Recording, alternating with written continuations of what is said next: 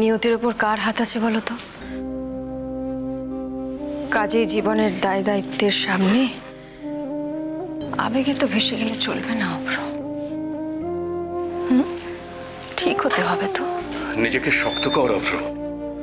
দুষ্টু আর মিষ্টির কথা ভাব। তোকে এখনো অনেকটা পথ যেতে হবে। বাবা বাবা আমি কি দোষ করেছি বলো না? কেন হলো এরকম? আমি কি দোষ করেছি প্লিজ বলো। কেন কেন এমন ভাবছিস?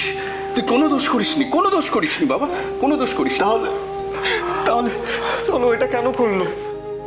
কেন করলো এরকম? আমাদের সবাইকে ছেড়ে আমাকে একা করে দিয়ে চলে গেল। পাপ বাবা জীবন, পাপ। আমরা সকলেই তো জানি লোভে পাপ, পাপে মৃত্যু। আর এই জীবনে সেটাই আমাকে দেখে যেতে হলো। প্লিজ বেয়ামশাই, প্লিজ এখন অন্তত এইভাবে বলবেন না। আপনি তো জানেন যে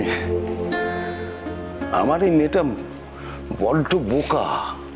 আপনাদের পরিবারের বউ হয়েও সম্পর্কের মূল্যটা সে বোঝেনি। এই আমার অভ্র ভাবা জীবনের ভালোবাসাটা পেয়েও ওকে চিনতে পারেনি।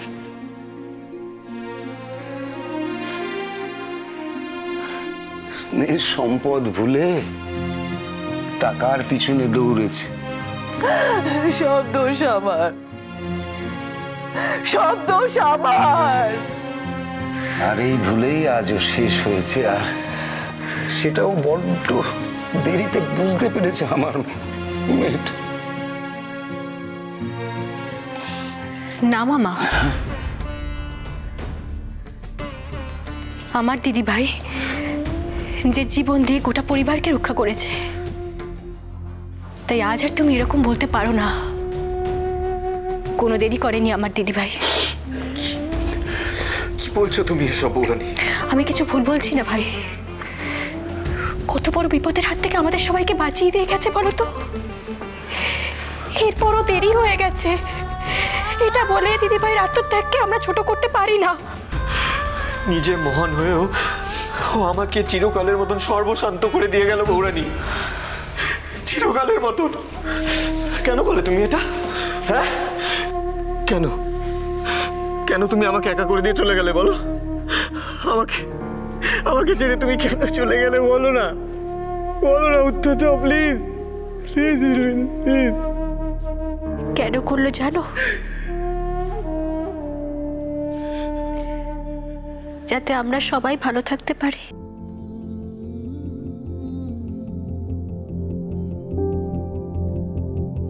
যাতে ওর বাচ্চারা ভালো থাকে ভাই।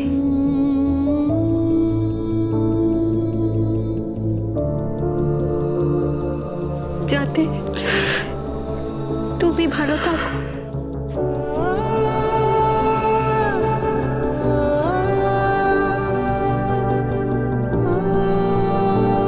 সত্য যতই কঠিন হোক অভ্র, মেনে নিতে হবে তোমায়।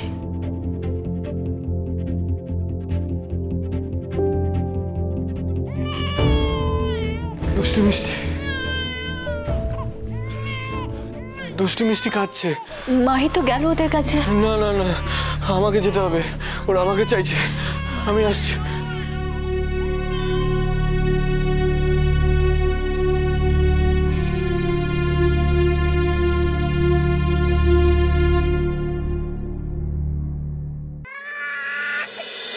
কি হলো? ওরা কাঁদছে কেন? ও কিছু না, বাচ্চারা ওরকম একটু করে মাঝে মাঝে।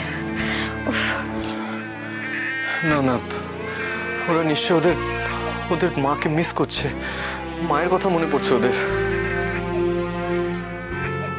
তুমি দাঁড়িয়ে আছো কেন ভাই? যাও ওদেরকে কোলে নাও।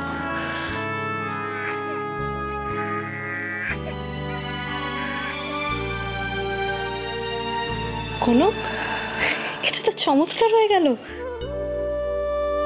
বাচ্চারা সব বুঝতে পারে মাহি, ওরা সব চেনে।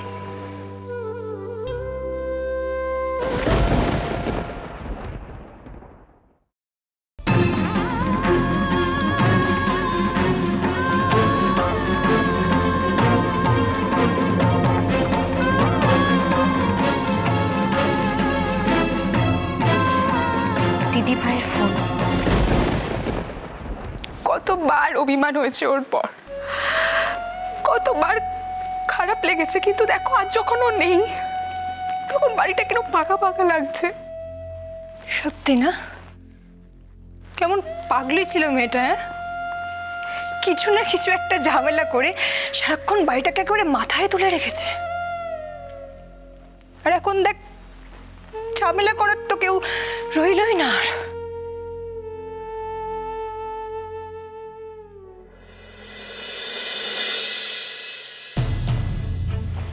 বৌরানী, তুমি কি খুঁজছো ফোনে? দেখছি কিছু পাওয়া যায় কিনা। পাওয়া যায় কিনা মানে? কি খুঁজছো?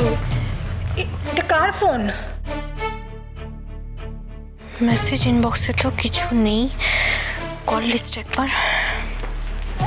প্লিজ আমাকে একটু বলবে তুমি এমন করে কি খুঁজছো ফোনে? বলছি।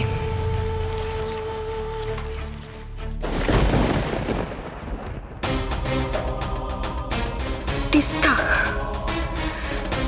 লাস্ট ফোনটা তিস্তারই, টাইম ডেট 2 দিন আগে সন্ধে, বেশ, রাত 9টায়। এখন রাখছি। তার মানে এসবের পেছনে তিস্তারই হাত আছে। যেভাবেই হোক চৌধুরী বাড়িতে একটা ধামাকা তো আমরা করতে পেরেছি। আরে বাবা, এতে আমাদের সুবিধাটা কি হলো? দেবু, সুবিধে অসুবিধে এই বিষয়গুলো না পুরোপুরি রিলেটিভ। একমাত্র সময় সঠিক উত্তর দিতে পারি। অ্যাটলিস্ট আমাদের মিশনটা যে ফেল করেনি এর তো তুমি হাতে নাতে প্রমাণ পেয়ে গেছো। না, আমি বুঝতে পারছি না, আমাদের টার্গেট তো ছিল ইন্দিরা চৌধুরী। কনকেরও যদি কিছু একটা হতো তাহলেও আমি তোমার খুশির কারণটা বুঝতে পারতাম, কিন্তু তুমি তো খুব সহজ দেবু। দেখো, ডিরেক্টলি হোক বা ইনডিরেক্টলি এই আঘাতটা কিন্তু গিয়ে লেগেছে ইন্দিরা চৌধুরীর গায়েতেই, এই বিষয়ে কোনো সংশয় নেই। এটা তুমি কি করে বলছো? বলছি কারণ এতদিন ইন্দিরা চৌধুরী নিজেকে ওই বাড়ির পরিত্রাতা মনে করত, ভাবতো সে ও বাড়ির হর্তাকর্তা বিধাতা। কিন্তু আজ ঝিলমিল তার চোখের সামনে মারা গেল। কি করে এই আঘাত হজম করবে সে? কি উত্তর দেবে নিজেকে? তুমি বুঝতে পারছো না, আহত বাঘ কিন্তু আরো বেশি ভয়ঙ্কর। তুমি কি ভেবেছো এইসব কিছুর পর ও চুপচাপ বসে থাকবে? আমি তো সেটাই চাই দেব। মানে কি বলতে চাইছো তুমি? দেব, আমি শুধু বলছি না, আমি কাজেও করে দেখাচ্ছি। তুমি তুমি একটু ভালো করে খেয়াল করো, সব বুঝতে পারবে। আমি তো কিছুই। দেব প্লিজ, তুমি তুমি না এতটা অধৈর্য হয়েও না, একটু একটু অপেক্ষা করো, সব দেখতে পাবে আমি কি করছি না করছি। আমি তোমার কথা কিছু বুঝতে পারছি না। এভাবেই একটার পর একটা আঘাত এনে আমি ইন্দিরা চৌধুরীর ব্যাকবোন ভেঙে দেব, তার সমস্ত অহংকার গুলিয়ে দেব। একটা মুহূর্ত সেই মানুষটাকে আমি আর শান্তিতে বাঁচতে দেব না। কিন্তু তাতে লাভটা কি? একটা সময়ের পরে ইন্দিরা চৌধুরীর ধৈর্য ভেঙেই যাবে, আর তখনই সে মস্তগুলো ভুল করবে।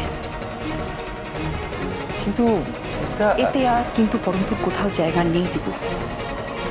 যুদ্ধ শুরু হয়ে গেছে, আর এই যুদ্ধের প্রথম ধাপের ভিক্টরি এসছে আমাদের হাতে।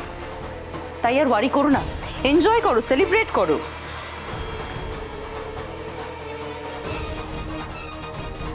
তুমি একটা কথা কিছুতেই বুঝতে পারছো না। কি কথা দেব? ওই বাড়িতে আমাদের হয়ে কাজ করার মতো আর কেউ রইল না। কে বলেছে? মানে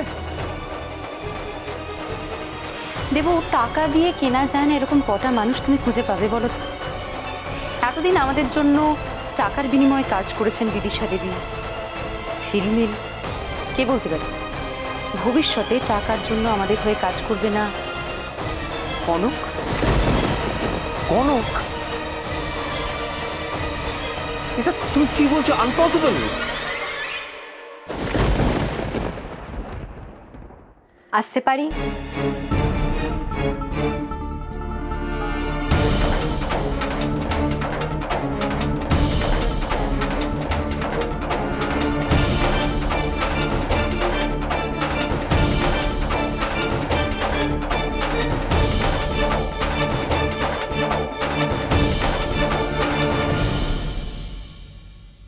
জন্য চৌধুরী বাড়ির বৌমনি মারা গেছে।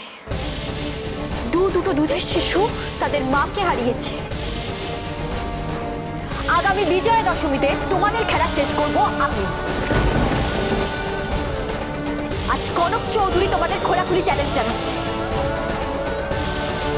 পারলে নিজেদের বাঁচিয়ে দেখাও।